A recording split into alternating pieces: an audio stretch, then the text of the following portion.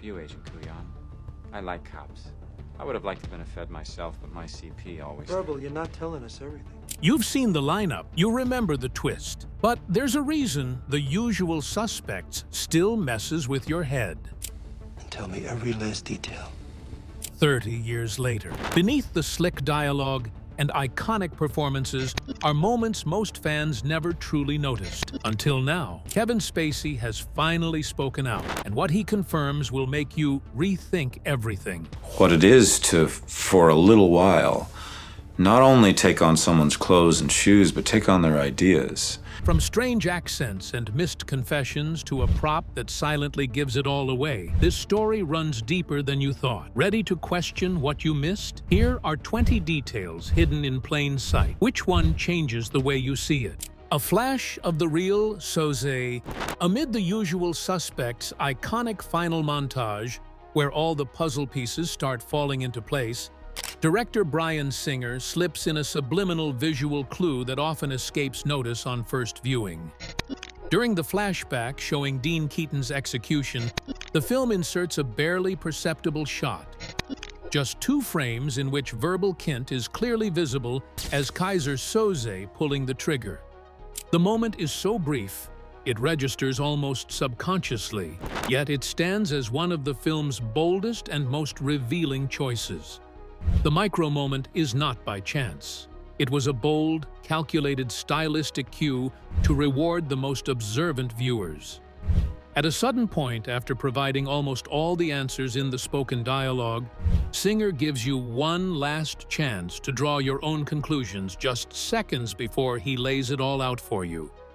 The image acts as a visual confession on the face of it, a confession in which Kint stands in for Soze, slaying the man he pretended to fear. In a film full of lies and half-lies, this moment of insertion is the first real moment of judgment. For those who see it, this slight glimpse acts as almost an early jolt of realization. A phantom of Soze staring through the smoke seconds before disappearing forever. Just as surely, for those who miss it, it functions at a subliminal level, giving a bit of an ominous nudge to their minds towards the twist, even if their eyes don't understand why. This is the layered filmmaking that makes The Usual Suspects infinitely rewatchable.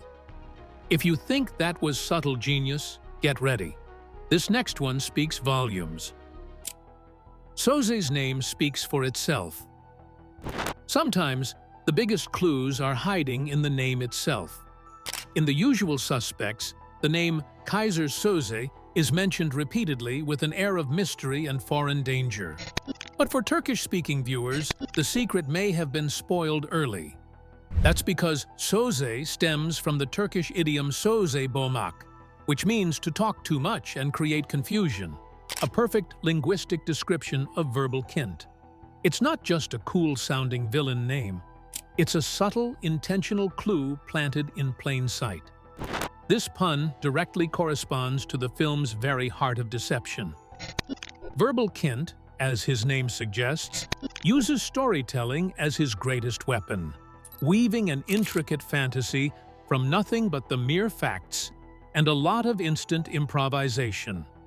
The name Soze, even in verbal manipulation, conveys almost the very way Kint continues to mislead everyone around him.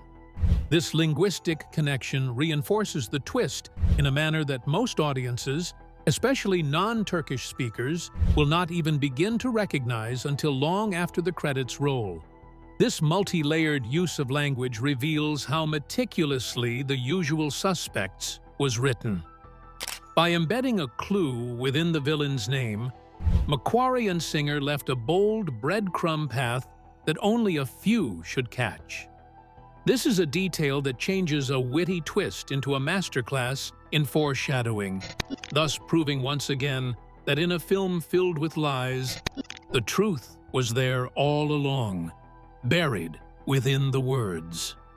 Borrowed words, legendary origins. The title, The Usual Suspects, didn't just appear out of thin air. It carries a legacy rooted in cinematic history.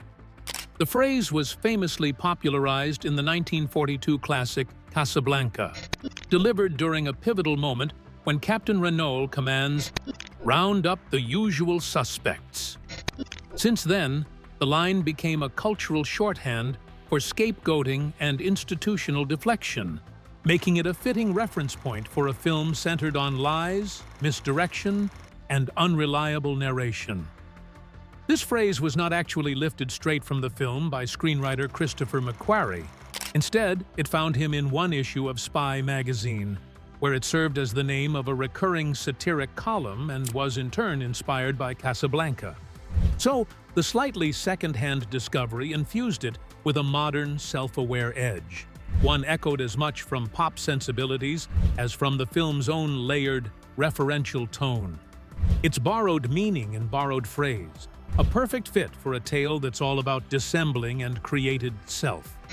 Whether by design or not, that choice by McQuarrie is an echo of the generalized approach of the film, building something fresh from familiar elements. Not just catchy, either. The title resonates thematically. Such sufferings were hinted at innocent scapegoating by authority figures, recurrent themes in crime, and characters playing at not being quite what one seems. Much like the story of verbal Kint, a lie emerging from truth, twisted in time into something totally different, is the title. Clues hidden in plain sight. One of the earliest and smartest hints at verbal Kint's true nature is tucked quietly into the background of his interrogation. As Agent Kujan offers Kint a cup of coffee, there's a subtle moment where Kint glances at the base of the mug. It's not emphasized, not lingered on, and certainly not explained. But that one glance says everything in hindsight. The mug is branded with the name Kobayashi, a name that will later appear in Kint's fabricated story as the right-hand man of Kaiser Soze. An example of that uncanny craftiness of this film in hiding the clues in plain sight. This brief but heavy moment. Verbal doesn't make up his tale from thin air. It is built up from elements around him and transmuted into the complex myth he weaves for Kujan by bringing in parts of the room. What seems for the first time a throwaway glance turns out to be the foundation of a key plot thread that misleads not only the characters but also the audience. This is thus an early invitation for those with their minds attuned to interrogate every single thing that comes out of Kint's mouth. The film boldly challenges viewers to notice and catch on before the bomb drops. And if you missed it the first time, the payoff comes on viewing 2, when that coffee mug stares right back at you, not merely as a prop, but a smoking gun in ceramic disguise. This is one of the film's most understated, yet revealing moments of misdirection. Del Toro's unintelligible scene, Stealer Fred Fster, may not say much clearly in The Usual Suspects, but thanks to Benicio del Toro's unexpected performance choice, he's one of the film's most unforgettable characters. Rather than follow the script as written, Del Toro created Fenster's signature trait, his garbled, nearly unintelligible accent, entirely on his own. It was so hard to understand that even his co-stars couldn't make sense of his lines during filming. In fact, when Hockney famously asks, "What did he just say?" while the crew is in jail, that wasn't acting. It was Kevin Pollak's genuine confusion. The risk Del Toro took could have thrown the scene into chaos, but it ended up benefiting the movie. Bryan Singer accepted this improvised reading, letting it stand untouched, lending an air of spontaneous realism to the rapport between the actors. Fenster's strange delivery immediately distinguished him from the rest of the cast, injecting a hint of levity that helped to counterbalance the film's predominantly dark and brooding tone. In a film driven by slick dialogue and careful misdirection, Fenster's strangely mumbling delivery odd effect became an unforeseen masterstroke. The lines he speaks are hard to quote. His spirit is unforgettable. Del Toro didn't just act the character. He took it a step further, putting forth a weird, original, and challenging interpretation. This is one rare occasion when an actor's improvisation essentially defines the character, proving that every time the most odd suggestion on set actually works on screen. A grotesque clue. You missed, of all the subtle clues hidden throughout The Usual Suspects, one of the weirdest and most revealing appears in an easy-to-overlook moment during the boat massacre. Just before the chaos unfolds, we briefly see Kaiser Soze urinate on the dock. But something's not quite right. The liquid isn't flowing naturally. It's thick, sluggish, and oddly viscous. At first, it might seem like a bizarre visual choice with no real meaning, unless you've been paying close attention to a peculiar line dropped earlier by Verbal Kint during his interrogation. In his seemingly random ramblings during the interrogation, Kint tells Agent Kujan that he was so dehydrated as a child that his urine would come out like snot, thick and gooey. At that moment, it seemed to function as a diversionary line to humanize Kint or buy some time for him.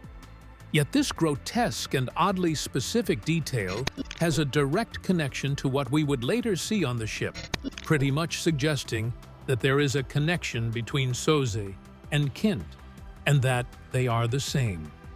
An audacious and strange storytelling move, one that almost no viewer will connect on the first watch.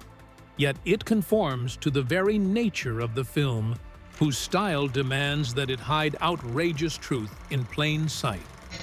This disgusting hint serves as a literal, physical breadcrumb, tying the film's biggest mystery to its quietest character. Once you see it, you can't unsee it. Proof that even the most absurd details in The Usual Suspects could have potentially been assumed ahead of time. Singer's hidden voice of frustration. One of the most memorable scenes in The Usual Suspects is the chaotic police lineup, where Fred Fster hilariously butchers the line, "Hand me the keys, you expletive." As Fster mumbles through it, a voice cuts in over the intercom with a deadpan, "In English, please." What many viewers don't realize is that this voice isn't from one of the actors. It's director Bryan Singer himself, stepping in with an improvised line that wasn't in the script. The now classic interruption was born from Benicio del Toro's choice to make Fster almost wholly unintelligible, a choice that kept the rest of the cast cracking up between takes. Seeing the comedic gold to be found in that degree of confusion, Singer added the unscripted line to try and relieve the tension and inject a little more verisimilitude into the scene. Rather than reshoot it, he went with it and let it all play out. This off-camera appearance isn't merely a fun Easter egg, but rather a perfect commentary on the collaborative, unpredictable, and wholly free-spirited nature of the film's shoot.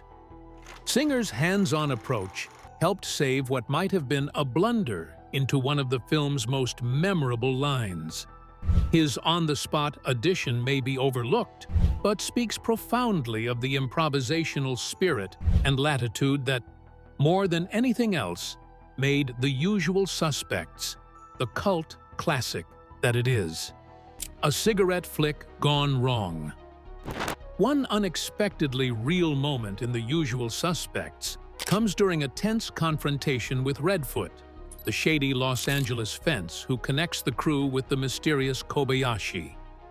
In the scene, Redfoot flicks a cigarette at McManus, and it appears to hit him square in the face. While audiences may assume this was carefully choreographed or a product of clever editing, it was actually a complete accident. Actor Peter Green, who played Redfoot, was supposed to flick the cigarette at Stephen Baldwin's chest. Instead, it hit Baldwin directly in the face, resulting in his genuine, startled reaction. The shock was so real, in fact, that Bryan quickly cut away from the incident in the final edit on account. The word was that the cast and the crew decided to stop work momentarily and check on Baldwin. The improvised accident served to enrich, however inadvertently, the raw reality of the scene, and worked to emphasize the unpredictability and volatility of Redfoot's character. It's one of those occasions in cinema that are very rarely attributed to accidents that made the moment even better, and thus stayed in the final cut, simply because it worked. The Devil's Trick, reworded genius. One of the usual suspect's most iconic lines comes during verbal Kints' interrogation, when he tells Agent Kujan, "The greatest trick the devil ever pulled was convincing the world he didn't exist." It's a quote that has become deeply associated with the film and is often praised for its cleverness. However, screenwriter Christopher McQuarrie didn't originate the phrase. Instead, he paraphrased it from a line in the 1864 short story The Generous Gambler by French poet and philosopher Charles Baudelaire. The original line reads, "The devil's deepest wile is to persuade us that he does not exist." McQuarrie seems to be an ardent reader, and repeating the terrifying epigram of Baudelaire kindled a moment of quiet genius for verbal Kint. It is a moment which has since become one of the most oft-quoted in modern cinema. In marrying literary philosophy to Kint's cool, calculating words, McQuarrie not only deepened the character's aura of mystery, but also served to reinforce the theme of illusion and manipulation. This is a shining example of how the ideas could be salvaged from antiquity and reinterpreted for a modern setting that might offer the movie some intellectual heft below its noir veneer. A stealthy salute to Bruce Lee. In one of the usual suspects' more subtle visual nods, McManus pays tribute to martial arts legend Bruce Lee during a brief but clever disguise moment. After Kobayashi's bodyguards are gunned down in an elevator, we catch a glimpse of McManus seated atop the elevator, dressed in a maintenance-style outfit. While it may appear to be standard gear for the sake of stealth, the disguise is actually a deliberate homage to the 1972 Bruce Lee classic Fist of Fury. In that film, Bruce Lee's character dons an almost identical nerdy telephone repairman disguise, complete with thick glasses, to infiltrate an enemy's home. This hidden reference provides an insight into the filmmaker's fondness for action classics and consideration for cinematic history. The reference is most probably inserted by either Bryan Singer, the director, or Christopher McQuarrie, the screenwriter, both of whom are renowned for their deep knowledge and appreciation of pop culture. While the casual viewer might hardly notice the connection, avid fans of Bruce Lee would immediately recognize the disguise as a visual wink, a tribute to one of martial arts cinema's most iconic moments, blending genre homage with the film's noir thriller atmosphere. We just nodded to Bruce. Now get ready for something you didn't hear coming. A confession, lost in the noise. Among the many subtle clues scattered throughout The Usual Suspects, one of the most shocking is a moment where verbal Kint quite literally confesses to slaying Dean Keaton, but it's so cleverly masked that almost no one notices. During the film's climactic interrogation, Agent Kujan angrily accuses Kint of lying and shouts, "You're trying to tell me you saw someone kill Keaton?" To which Kint replies, I did. But if you listen carefully, Kint begins to say, "I did kill Keaton," before his words are drowned out by Kujan's shouting. The interruption makes it nearly impossible for most viewers, and even Kujan himself, to hear the full sentence. This line is one of brilliant subtleties in terms of dialogue, as the audio mix of this film purposely cloaks Kint's confession in plain sight. For added security, the subtitles do nothing but act even more as a barrier to working out the slip. One really has to be paying very close attention, most likely with some headphones or a good sound system, before they catch the remark by spending time reading along with the film to match the auditory version. Don't you love the misdirection?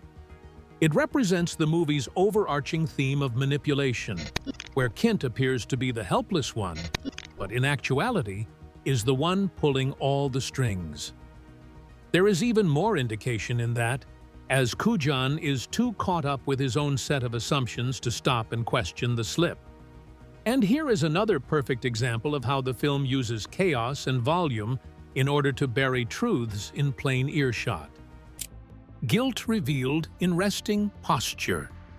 An early moment in The Usual Suspects subtly reveals the guilt of Todd Hockney long before it's confirmed in the plot. During verbal Kints interrogation, Agent Kujan mentions a valuable lesson he learned early in his career: that guilty men tend to sleep easily in jail because their stress is momentarily lifted. They've accepted their fate. Innocent men, by contrast, stay alert and anxious. This observation directly connects to a scene from about 10 minutes earlier, when the suspects are first arrested and thrown into a holding cell. Hockney is the only one shown lying down and resting, which at first may seem like a throwaway detail. This brief moment serves to reinforce the possibility that Hockney participated in the hijacking of the gun truck, which was the very incident that brought together all 5 suspects.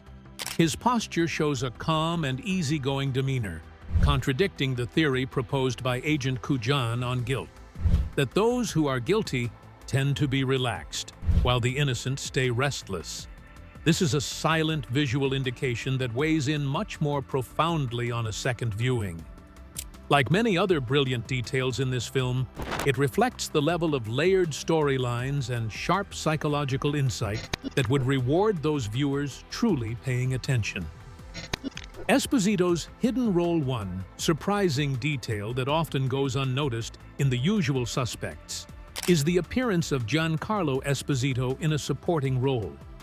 Long before he became a household name as the chilling Gus Fring in Breaking Bad, Esposito played FBI agent Jack Baer in the 1995 crime thriller.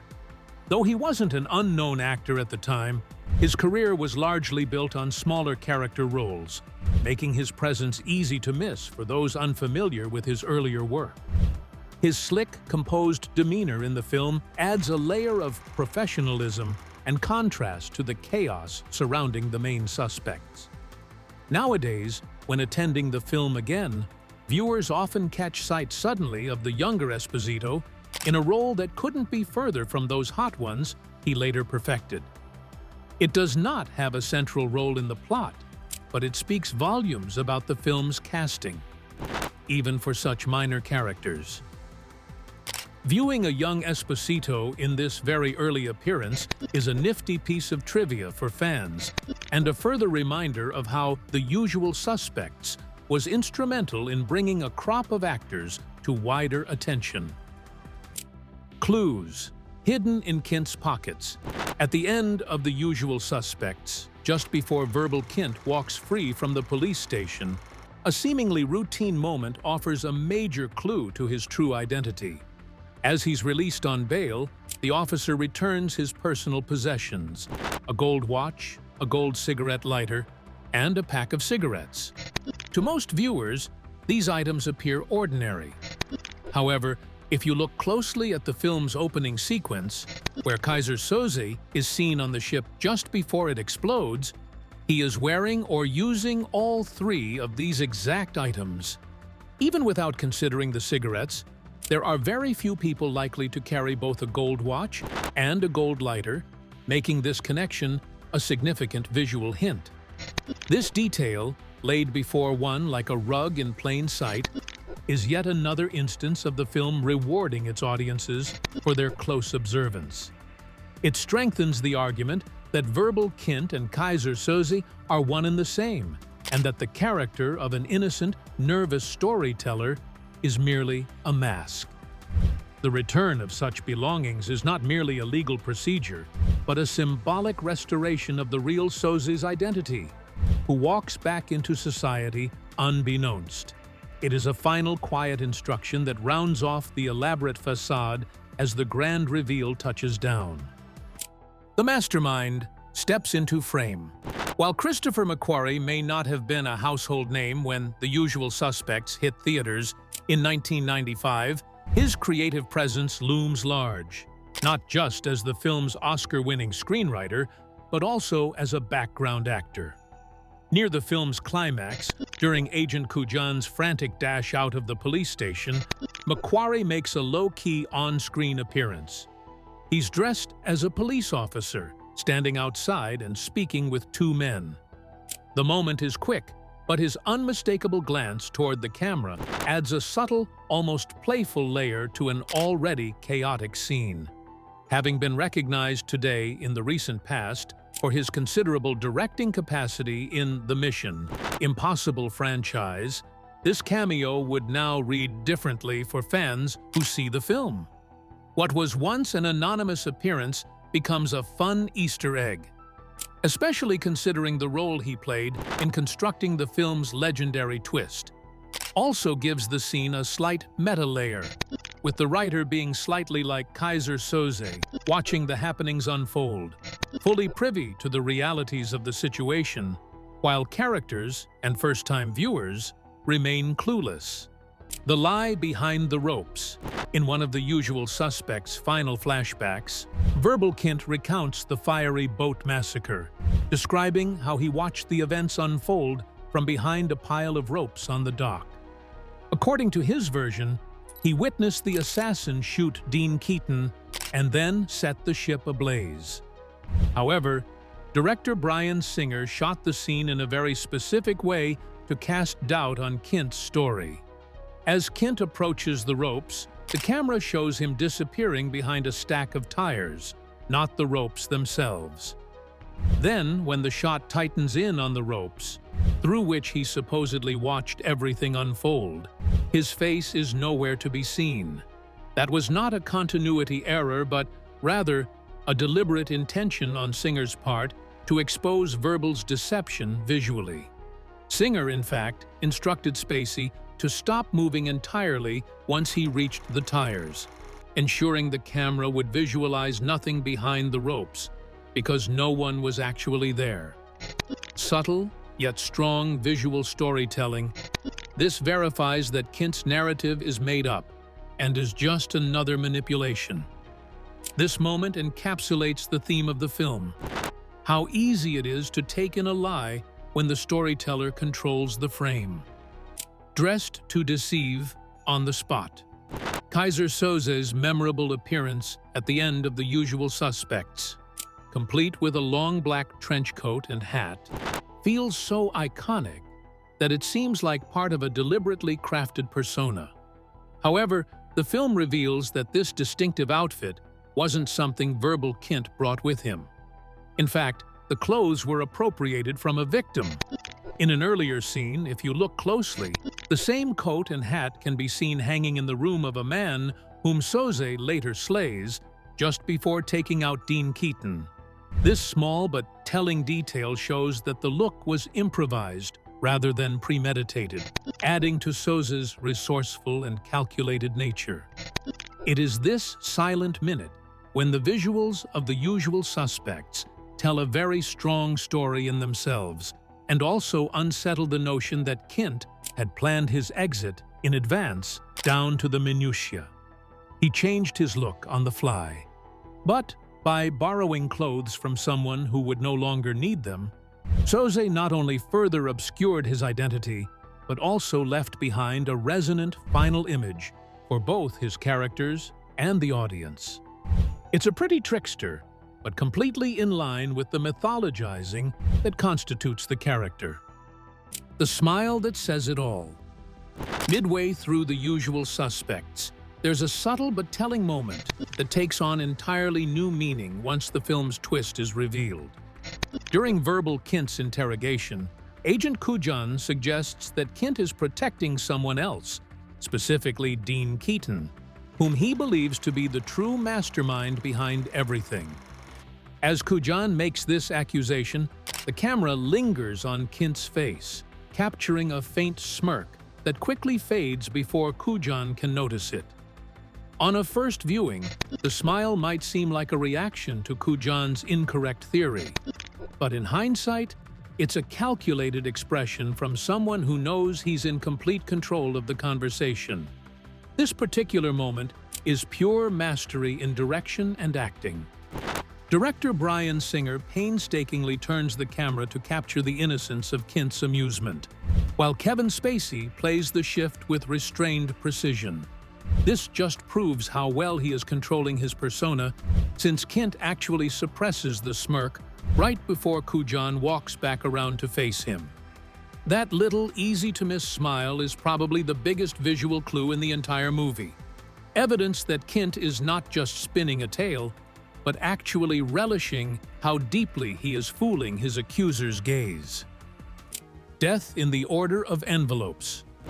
A brilliant yet easily overlooked detail in The Usual Suspects is how the film subtly foreshadows the exact order in which the central crew members die. After meeting with Kobayashi, the group is given a briefcase containing envelopes that outline the mission on the ship. In a seemingly routine moment, Keaton distributes the envelopes to each member of the team. However, this distribution isn't random. Keaton hands them out in the precise order that the characters will later be slain. Fster, Hockney, McManus, and finally, Keaton himself. This clever juxtaposition showcases the wonderful attention to intricate detail and the art of storytelling in the film. What seems to be a case of simple logistics stands as an almost innocuous narrative setup for the team's downfall. It strengthens the idea of verbal Kint, now revealed as the logistician Kaiser Soze, pulling the strings with chilling omniscience. Because first-time viewers are likely to miss this foreshadowing, it is doubly rewarding for those who catch it, who either have an eagle eye or have seen the film more than once. Missed that envelope clue?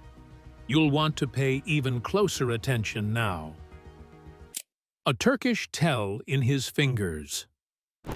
In the final moments of The Usual Suspects, after Verbal Kint leaves the police station and walks into freedom, there's one last, easily missed detail that subtly reinforces his true identity as Kaiser Soze. As he lights a cigarette, he holds it unusually, grasping it between his thumb and index finger. This method stands out because most smokers typically use their index and middle fingers. However, this thumb and index grip is a common smoking style in certain regions of Turkey, which ties directly into the film's repeated suggestion that Soze is of Turkish origin. Culturally specific, but almost an afterthought, this gesture adds just the right touch of authenticity and misdirection to the film's ending. It is one last image for the sharp-witted to see, reinforcing the notion that Kint has been laying breadcrumbs all along. In a film whose every moment seems preoccupied with visions, deceit, and constructed identities, such little details as smoking can take on enormous significance. Kint's peculiar grip on the cigarette is an eccentricity, but perhaps a last wink to the audience, stating that the reality of Kaiser Soze may be much closer to the truth than any of the characters ever realized. If that blew your mind, just wait until you see what's next. Hit that like button if you caught even one detail you missed, subscribe for more hidden movie gems, and drop a comment telling us which reveal surprised you the most. Don't forget to watch the next video on your screen. You won't believe what we uncovered there. See you in the next one.